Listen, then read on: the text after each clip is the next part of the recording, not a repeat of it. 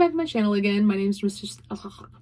I'm gonna stop doing intros because I suck. Okay, welcome back to my channel. My name is Christian Kennedy, but you can call me Mr. CK, and we are in part 4. I'm doing this all at the same time, so I think this is part 4 of my weight loss and health journey.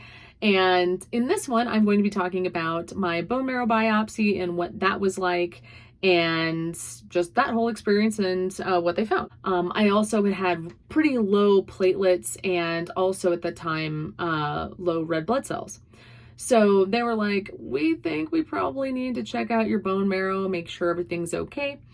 And after basically me having a temper tantrum because I didn't want to, I was like, I don't want to have him stab me in the bone.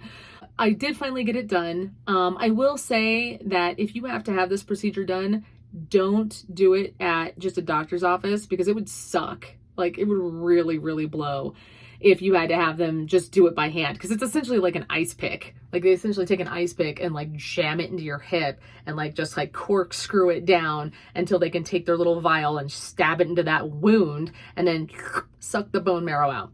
Don't do that one, okay? So the one that I got done was at a hospital. For starters, they gave me fentanyl and Versed. I think it's Versed. It's essentially the twilight medication, which I will say did not work on me, but the fentanyl did. So it was relatively painless. The guy who did my anesthesia The guy who did my anesthesia was great. He was super duper cool. And the doctor who did the procedure was a rock star. I could tell she knew exactly what she was doing. She's done this a billion times. And I can literally tell you that it was creepy, right? Like, it's weird. And I spent most of the morning like breathing and putting myself into like a kind of a Zen state where I was like, this is going to be fine. This is going to be fine. Right. And like, I do pretty well with talking about diagnoses and like talking about the anatomy of things and stuff. But then like the actual procedures though, like, scare the shit out of me. I was like, I need to like get real zen about this shit or else I'm going to freak right the fuck out.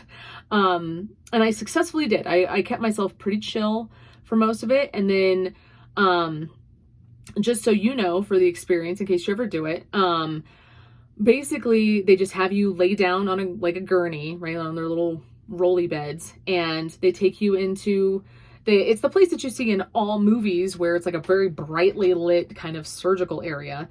And you lay face down, and the scariest part of the whole thing was some guy put like a sticker on my back that's part of the stuff that they do to monitor your heart rate, right? And he didn't like the placement of it, and so he pulled it off really fast. And of course, I'm trying not to freak out, and so I was like, what was that? And I was like, okay, he just pulled a sticker off me. It's fine. Like, I'm hypersensitive to the issue, right? But then they already had the little IV startup in me, right? And so my anesthesiologist, I can't say that, anesthesiologist. So my anesthesiologist, right before we were going to do the procedure, he started to give me the fentanyl and the twilight. And like I said, the twilight medicine did not work on me. I remember every single second of it, which sucks. I really would like to forget these things. But I can tell you exactly the levels of pain it was. Number one, I have a giant tattoo on my back. It was not that level of pain. Probably due highly to the drugs they gave me. But which is great. I'd love that. I would really like to not feel any of this. So basically I did feel a little bit of pressure on my back, and this is the amount of time I was in pain. I'll literally demonstrate it for you. So I was laying there and I was feeling pressure, but it wasn't terrible. And I felt something and I went, ow, ow, ow. And that was literally that's it. And it was that level of like, it wasn't an off the chain level of pain. It was just like, not comfortable, but manageable, right? And I did that one, ow, ow, ow. I literally could say it 3 times. And then it was fine. And I went, oh, okay, all right. And then like another 30 seconds went by and I went, ow, ow, ow. And that was it. It was literally it. And it was over. And they bandaged me up and sent me on my way. And I was like, oh, that wasn't that bad. Like, it was more anxiety ridden than it was painful. Don't get me wrong. I mean, the pain sucked, but it was not get a giant tattoo for 3 hours on my back levels of pain. And as far as being able to diagnose something that's like really important, it was definitely worth it. So anyways, they bandaged me up, and I was a little tender for about 2 days. They gave me Percocet, of which I used a quarter of a Percocet about every 4 hours, because I'm not trying to like develop. I can't speak. Why am I making YouTube videos? I'm not trying to develop a Percocet addiction here. And I have paint on my hands because I was painting.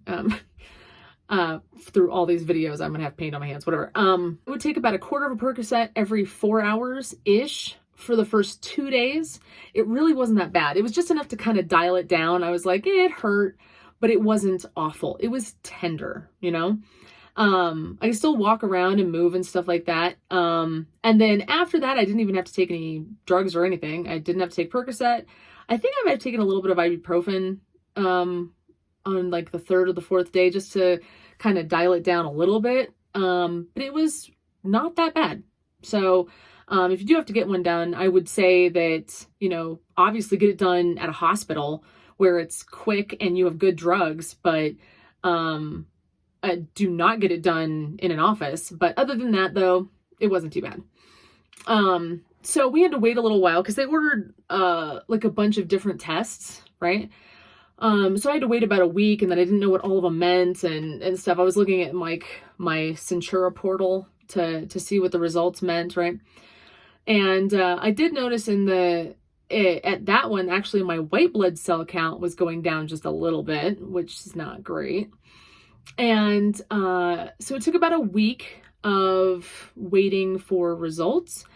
And eventually my hematologist, who is kind of spearheading all of this, I went back into her office, and she basically told me that, and I can go into this in the next video, but that was when they told me that they were pretty sure I had myodysplasia syndrome, or MDS, which is essentially a form of pre-leukemia. So it's essentially a blood marrow cancer,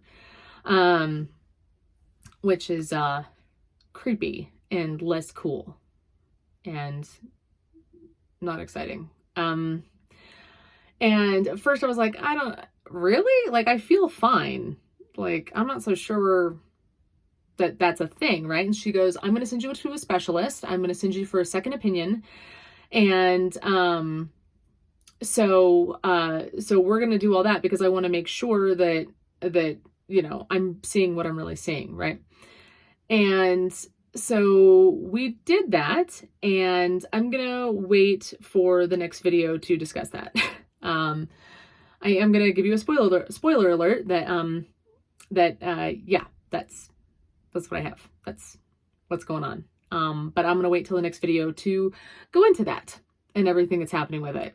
So thank you again so very much for watching and for listening to my story and listening and following along with my health journey. So if you want to, please hit the subscribe button and the notification bell and leave me a nice comment below because I love that. And I will just talk to you guys in the next one, which is going to be part 5. And that one's going to get interesting.